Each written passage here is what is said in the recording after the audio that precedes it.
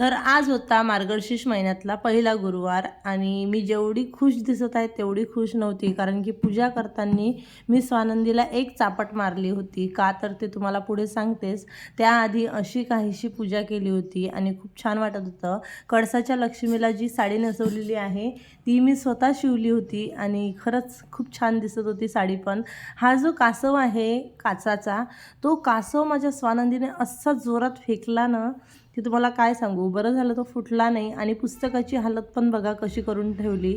वरची जी कवर आहे पुस्तकाची तीच नाही आहे.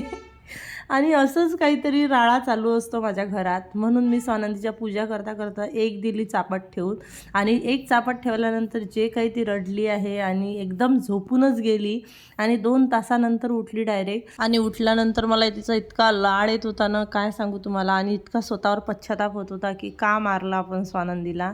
पण असं आता कधी कधी फटकारा पण लागते. नंतर मग छान मस्त तिला हळदी कुंकू वगैरे लावून तिची पूजा वगैरे करून घेतली. तिच्या पाया वगैरे पडली. तिने पण मला हळदी कुंकू लावलं.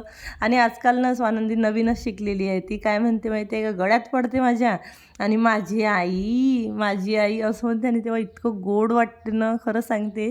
पूर्ण जगातील आनंद वेगळे वाटतात आणि तो एक आनंद वेगळाच वाटतो.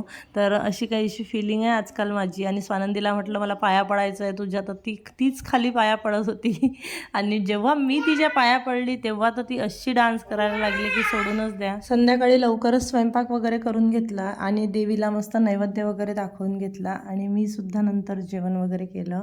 अशा प्रकारे झाला दिवसाचा शेवट. कसा वाटला ब्लॉग तुम्ही कॉमेंट करून नक्की कळवा. व्हिडिओला लाईक करा, शेअर करा, सबस्क्राईब करा.